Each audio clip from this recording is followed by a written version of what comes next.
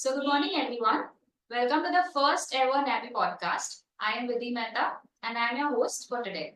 I am currently working at St. GS Medical College and KM Hospital as an assistant professor. Today, we have with us the most esteemed Dr. Vinita Puri with us. She is the head of Department of Plastic Surgery at St. GS Medical College and KM Hospital. She is currently the president of Asia Pacific Burns Association and has been a past president of National Academy of Burns India. She has also been a past editor of Indian Journal of Burns for 6 years. She is a teacher par excellence to multiple young plastic surgeons and has also been a recipient of the prestigious Pulan Devi Award from NAVI. So, ma'am has been a team leader of the composite tissue transplant team at KM Hospital and has successfully led the first hand transplant in the public sector of Maharashtra. Burns and hand surgery are her special interest. Welcome, ma'am, and thank you so much for your valuable time. Thank you, Vidhi, for this lovely introduction. I also thank NAVI for inviting me to be part of this, the first podcast. Today, we'll be discussing an article of the post-burn contracture of the hand written by Dr. Matthew Brown and Dr. Kevin Chung from the University of Michigan. It was published in the Hand Clinics Journal in the May 2017 issue. Without much further ado, let's jump straight to it. According to the author, burns are most common cause of hand contracture and they are functionally limiting. The severity of contracture depends on several factors such as location of burns, depth of burns, timing of treatment, post-injury splinting, hand therapy, and scar care. So, ma'am, I would like to take the opportunity here to ask you, how often do you see these patients with post-burn contractures of the hand and how do you operate? So, we see a very large number of post-burn contractures. And I think we operate maybe about 30 to 40 in a year, which are just the hand contractures. You also mentioned that the author says specifically that the hand burns are the commonest cause of contractures, and that's true. That's true in our case also. I think 90% of the contracture hands that we see are those of burns, and the next common cause that we see is those of trauma. And on occasion, we see post-infective contracture. The author further mentions the classification that has been described by Macaulay, which is grading the severity of burn contractures of hand. According to him, the grade 1 is symptomatic tightness with no visible changes. Grade 2 has mild decrease in range of motion. Grade 3 has functional deficit with mild architectural changes. And grade 4 has several functional deficits with dramatic architectural changes to the hand. So, ma'am, do you feel our patients fit this criteria? I think, yeah, all the cases that we see do fit this criteria, though I feel that there are some who have a large amount of functional problem, but they don't have that much of architectural changes. Because when you see a hand which is very severe, and at times you feel that there should be a lot more architectural changes, but those changes are not seen because we can bring them back to function. So, out of the 4 grades that have been described, which do you encounter most commonly? It's either grade 3 or grade 4. Our class of patients very rarely come to us with, the first grade. On occasion, you may see someone of a second grade. The author further goes ahead and explains the pathophysiology. So let's understand that. The thinner, more pliable dorsal skin is easily destroyed, while the thicker glabrous skin of the palm is less commonly involved. Relatively, the superficial extensor tendons are at increased risk of injury, while the flexor tendons and digital neurovascular bundles are partially protected by an additional layer of palmar fascia. Let's understand the pathophysiology that leads to formation of Burns claw hand deformity. So there is edema and swelling at the joint which leads to extension at the MCP joint. Collateral ligaments of MCP shorten with prolonged periods of extension, further preventing passive MCP flexion. Extension at the MCP increases the relative flexion forces at the IP joints, thus leading to flexion deformity and intrinsic minus positioning. Additionally, the wrist extended from dorsal skin contractures and the thumb is often flexed at IP and adducted towards the palm. Now, is there anything you want to add to this? Yeah, so it's not just a burn claw deformity, but occasionally the injury to the hand can be because of the depth of the burn itself. So, of course, all of us know that it's the edema which is going to lead to the claw deformity, the edema, and then if we don't position the hand properly. So, we'll go into positioning later in the paper. But at times, there could be a circumferential injury to the finger itself or to the hand, and if an asterotomy has not been done on time, then that itself will call a vascular issue, and you may also have an amputation at times, or you have a very tight finger which leads to a very loss of soft tissue itself. And a claw deformity, if you don't take care of it quick enough, then it is going to go on to lead to a Buttonia deformity. So let's understand the prevention of contractures as described in our paper. The author suggests splinting as soon as possible with wrist in 30 degrees extension, MPs at 90-degree flexion, IPs fully extended, and thumb with maximum abduction. In difficult cases, the author also advises to use K-wire to maintain the position. Early supervised range of motion is to be started immediately in non-operative cases, and in operative cases within 1 to 2 weeks. So, ma'am, do you follow the same protocol in your institute? We follow the same protocol. I think positioning will be standard wherever wherever you are. So one of the things that the author mentions in this is that if the dressing is very bulky, then you can go ahead and put K wires. We don't really use K wires in the acute phase. I'm also worried a little bit about infection in the presence of a raw area. But we make sure that splinting is done very well. I can show you what we here. You are seeing a patient in an acute stage whom we are doing a dressing. We don't always use thermoplastic material because it's very, it's expensive. So this material that we are using is actually a drain pipe material, and this print has been made in-house. And we also use play therapy for our patients, and also we have made this activity board in which the acute patients do their exercises. So let's go ahead and understand the pre-operative evaluation according to this article. Initially, we have to resolve all the other medical issues, and nutrition status has to be improved. Let's understand the local examination as written in the paper. First thing to be assessed is the skin texture and laxity. So secondarily healed areas and grafts have lesser viscoelastic properties. This has to be kept in mind. Involvement of tendon and joint is next determined. Resting posture is examined. Active and passive motion is assessed. Ma'am, if you could explain the joint examination to us. It's very important for us to try to offload the next joint if we feel that we want to evaluate the joint which is affected. So this is described very well in this paper. And the authors actually write that the distal joints are tested with offloading at the proximal joint. So with wrist extension, you can help offload the restricting forces that contract the extrinsic extensor tendons or the dorsal skin. That one will have, the extensor contracture that you have of the dorsal skin, and this will be affected. So minute I flex this or I extend this, if I extend this, ideally my contracture should get relieved slightly. This has been explained quite well in this paper. And they mentioned that with the MCP flex, the patient illustrates complete PIP extension, which indicates that there is no direct PIP joint contraction. But we have to keep in mind that despite us doing all this, which is trying to help us understand what is the tendon contracture, whether the tendon is contracted or whether the joint is contracted, at time, in spite of doing these maneuvers, we are not able to understand everything. And that time we will know best what happens only on table. So we have to be ready to do what is needed, whether we need to do maybe a tendon lengthening or whether we have to work on the volar plate. We know that on table at times. Let's understand the timing of intervention. Scar contracture release is usually delayed until 6 to 12 months after injury to allow for scar maturity. Ma'am, do you wait for the time mentioned here in the article or do you intervene earlier? Yes, I think hand contracture specifically, I'm very eager to do them early if the patient comes early. And here you see that at 3 months itself, the patient has developed this kind of a contracture. Now, this patient I have done very early at 3 months. You also see that the child is already has developed a very severe Buttonia on the right hand, and that the skin is breaking down.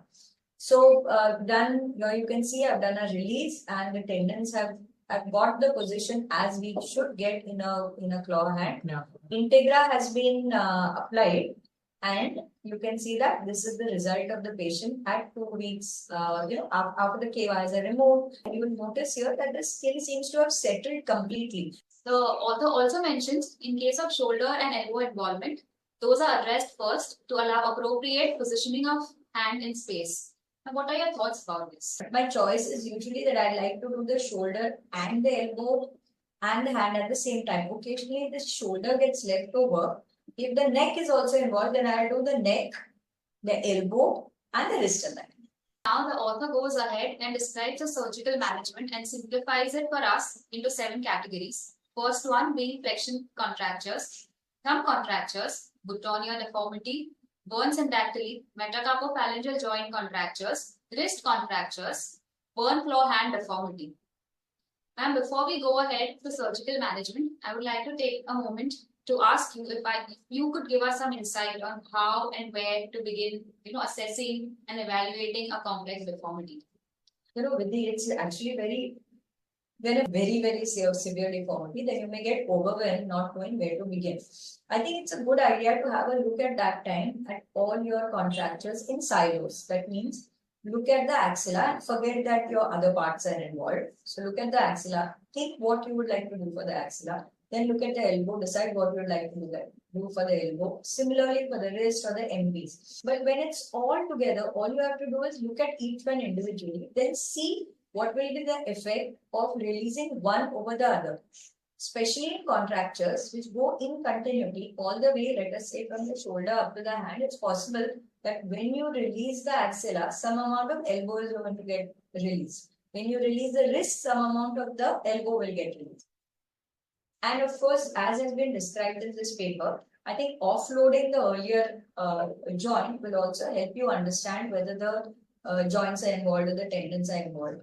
When you are evaluating all these cases, it is important for you to evaluate the soft tissue, the tendons, and the joints. And pre-operatively, you should have come to some conclusion as to whether you will need to maybe lengthen the tendons, or maybe you have to cut the tendons. Are you going to be keeping a flap ready? All these you have to be prepared for pre-operatively, because counseling the patient is important. Understood. Let's go ahead and understand flexion contractures. Here, Stern has categorized it into 3 types. Type 1, with MCP flexed, the PIP is fully extending. Type 2, with MCP flexed, the PIP only partially corrects. Type 3, with MCP flexed, the PIP remains in a fixed deformity. Here, the author goes ahead and explains to us that linear contractures are usually dealt with local tissue rearrangement, most commonly using Z-plasties. If needed, polar plate release may also be required. So, ma'am, how do you decide, how to release this flexure contractures? Will it require Z-plasty or some sort of incision release with grafting? Or, would it ever require any flap cover? Right. So, starting out linear contractures. All linear contractures, you should be able to get away with a Z-plasty. Even if there is scarring of the tissues besides that linear contracture, yet I think Z-plasty is possible. Now, if the contracture is very tight, you go ahead, do a Z-plasty, let the Z sit in place, and if they don't meet always where they should meet, those parts you can graft. Now, what is the advantage of this? One, you have done a Z incision, which means that your recontracture is going to be less and your graft is now in parts. Now, let us say it's not a linear contracture and it is a wider contracture. I think in a wider contracture in the finger, you can also do an X-plasty, right? So, you have an X incision, your lateral ones can meet, and then again your graft will be sitting on both the sides. With respect to where do you do flaps, whenever you have a PIP contracture, you could have something called a dorsolateral flap. So, if the dorsal skin is intact and the finger is in contracture, then you see that the dorsal skin is actually stretched. So, I think this is a very good place from where you can pick up a flap. And full thickness grafts are not something that we should forget. Full thickness grafts. Right. So here you see this child has got flexion contraction. This was just a 6-month-old child. These are straight now. The syndactyly has been taken care of, and these are full thickness grafts. I'll show you of a dorsolateral flap also. Here you see this was a young boy, and you see that he has flexion contractures. Again, these are severe flexion contractures, but you see the dorsum of the hand and the dorsal skin is completely intact. So I have taken dorsolateral flaps. The advantage of a dorsolateral flap is that if you're putting a flap on the volar side, then your requirement of a splint need not be so strict. So, ma'am, after complete release, how do you ensure the vascularity of the finger and what to do if it's compromised? Let us say it's a very severe contracture. You've done a release. Often we put in a K wire, right? Or you may release the tourniquet with the dressing in place, which is going to keep the fingers straight. If you feel that the vascularity has not come back, the first thing you should do, don't panic. You remove the K wire first. The minute the K wire is knocked off, more of the vascularity returns. If you have given just a dressing, then just try to flex the finger a little bit. Now I'll show you a case which has a very severe contracture. You see the little finger and the ring finger, and finally I have managed to open it up. I have managed to get a full release, but you see that the fixation I have kept it slightly flexed at the MP joint. Gradually you can again stretch. The next thing that the author is describing is thumb contractures. Stern has classified these into 4 groups. The most common one, adduction contracture. Second, opposition contracture. Then, extension contracture or flexion contracture. The management has been simplified as 4-flap-plasty or 5-flap-plasty. Trapeze flap can be used, or even skin grafting. Many times, release of adductor fascia is necessary. Ma'am, I have seen you use some flaps for the same. Can you elaborate a little more about it? Okay. So when we talk of the first step as described in the paper, there are a lot of these Z-plasties that we can do. Basically, these are all local adjustment of tissues. But when the contracture is very tight and you do not have any local tissue which can be adjusted, I think once you do a release, it's a good idea to give a flap, because for that you see the first set of photographs, and on the right side you see that she's trying to meet her thumb to the finger, and all she's able to do is this, right? So the thumb is actually meeting the PIP joint. Here you see that I've done a complete release. There's a very good first web which has been created, and she was very functional after that. So, now you see in this patient, 2 flaps have actually been done. Again, the web is very tight. The PIP is also very tight. So though there are scars, you can notice scars in this on the dorsum, in the base of the dorsum of the index finger. Yet I have taken a dorsolateral flap. I've done a complete release of the PIP joint as well as a complete release of the web space. And here you see a PIA flap in the first web and a dorsolateral flap in the for the PIP joint. And you can see again, thumb is meeting the little finger. The thumb is meeting the index finger. And also, if you see in full abduction extension, the first web is very good. The author next comes to describe the Boutonniere deformity. It occurs due to denaturation of the central slit. It could be due to direct thermal injury or secondary desiccation from prolonged exposure, or ischemic changes when isolated between overlying eschar and the head of the proximal phalanx. This leads to volar translocation of the lateral bands. Function of the lateral band changes from extension of PIP joint to flexion. Here, it can be prevented by splinting with PIP extension. Early stable wound coverage is advised. Physiotherapy, he specifies isolated flexion of one joint at a time. So, ma'am, what is the importance of isolated flexion of one joint? Right. So what happens now? Imagine this is how it is, and you are starting to get a Boutonniere deformity here. So the more of the DIP would be in hyperextension, and the skin wants to break because the PIP joint is hitting it from below. So if I try and say that I'm going to try and give this patient full flexion, then it's going to break even here. So what we try and do at that time is that you can help relieve the tension at that time, and don't try and give composite. You do this and give a flexion of the MP joint like this. Hold the PIP straight and then give of the MP joint. So this is what they mean when they say that that basically give individual flexion, and that is going to help. What is important in an acute phase is that you save the skin on the dorsum. So the management has been described as soft tissue cover for any exposed tendon or joint. Reconstruction is considered for highly motivated individuals with good skin quality and preserved joints. Arthrodesis is an option for patients whose joint has been disrupted. In extreme cases, amputation may be required. So the author describes following reconstructive options: lateral band release, with or without roller blade release, centralization of lateral bands, central slip reinsertion if possible, Fowler's or dolphin stenotomy, tendon graft reconstruction procedures. Also, the finger, PIP and DIP joint are pinned in full extension for 3 to 4 weeks. So, ma'am, here he's described multiple standard procedures. Which one do you prefer? According to me, when you are doing a boutonniere deformity of a burn hand, it will be very similar how you will tackle it to a boutonniere deformity of any trauma hand.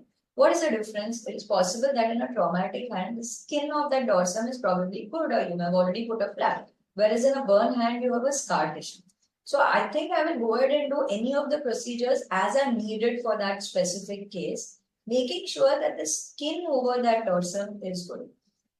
Other thing which is important is that we have to have some passive extension. So if you have passive extension, what can be done is that when the patient comes to you first with the developing contracture or with the developing boutonniere, at that time try and give a splint and see if you can maintain the finger straight. So if you can maintain the finger straight or to the best of your ability, it helps in healing of that scar above. As that scar matures and becomes better, if you are able to maintain that splint, then you will be able to also go ahead and do the, operate upon the boutonniere. So it's that skin over the dorsum which is most important. As they mentioned, if things are very bad and if the bone is actually jutting out, you may have to go ahead with an amputation. Or if the scar is very poor, do an arthrodesis. And when you do an arthrodesis, there's an automatic shortening of that part a little bit, and that helps to take care of the skin issues. So the next described deformity is Burns syndactyly.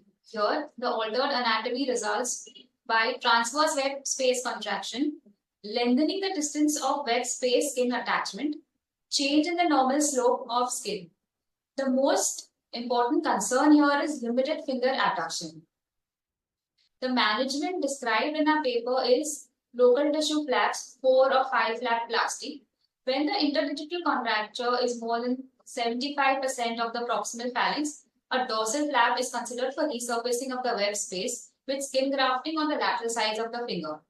Post-operatively, finger abduction exercises, massage to the web space along with splintage is advised. So, ma'am, do you have any suggestion as to how to prevent these recontractures? Because we've seen these web creep very often. Right. First thing is during surgery, you make sure that you have got some flap. Even if it's a burn scar, flap, get in that flap in place for the web. Secondly, when you are doing a dressing, you try and put a dressing which goes in this manner. So even in your early dressing period, make sure that your dressing is not so loose that the web creep can start. In children specifically, when I do a syndactyly, I like to keep my, instead of moving to a splint, I like to keep them in a plaster dressing for a longer period.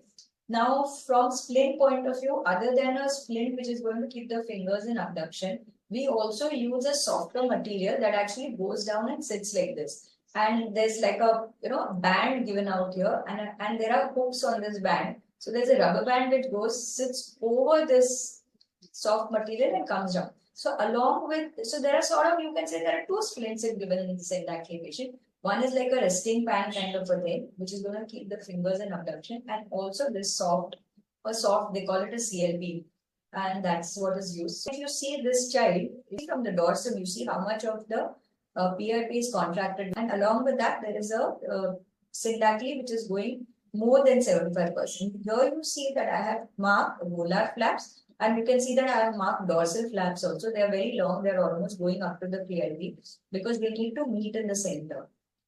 Here you see that I have got a full release and dorsal flap is going into the web. Similarly, the volar flap has also come from that side into the web. So the web, I am hoping, will not contract. So the next thing that we're discussing is metacarpophalangeal joint contractures. Here, there is this classification which has been given by Graham. It's divided into three types. Type 1 is when MCP flexes past 30 degrees with wrist in maximum extension. So it is usually limited to the skin. It doesn't go deeper down. Type 2 cannot flex MCP past 30 degrees with wrist extended. The contracture of the MCP joint will require release here. Type 3 is fixed deformity despite any wrist position. More often than not, any bony or articular changes might be present here. The management here is described as, initially skin is released proximal to the MP joint. Later, via the dorsal approach. So you realize why we are releasing the skin proximal to the MP joint, right? We want it to actually slide and not override the MP joint and not go beyond onto the PIP joint. So whenever you are doing an MP joint, it's always good if you are able to take your incision a little proximally, so that when this incision and scar moves, it is not going to cross the MP. So later he goes ahead and describes that via the dorsal approach, joint capsule and even collateral ligaments will have to be released. In cases of long-term contracture, mobilization of volar plate will be required. Dorsally subluxated proximal phalanges, the MCP joint is temporarily fixed in the position with K wires for 10 to 14 days. Now, what are your thoughts about this? So I use a lot of K wires. I tend to keep my K wires for almost 21 days. The next thing that we're discussing is wrist contractures. They could be dorsal or volar. The management is described as skin needs to be released initially. At times, tendon lengthening may be required. At some times, even capsular release may be required.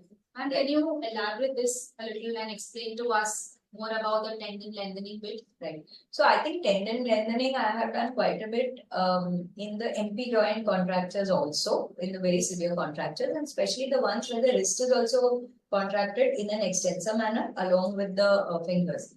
When I need to lengthen the extensor tendon, I do it in a kind of Z manner. So you expose the whole tendon. Now for exposure of the tendon also, I like to, if it's possible to keep some soft tissue, I kind of take a vertical incision, move the soft tissue to a side, get that tendon exposed, and then I'll take an incision. Let us say if this is the whole tendon, then I will take an incision one here, which is half the tendon length below whatever length I want to be, sort of lengthening it by, and one incision below, again horizontal, and then join the two. Okay, so it is half from this side, half from this side. So the incision is something like this, and then the tendon is obviously now separate. They slide. I like to have an overlap of at least 1 centimeter or 1.5 centimeter. The other thing, other tendon work that you may have to do could also be a creation of an extensor expansion. Can I share one photograph with you?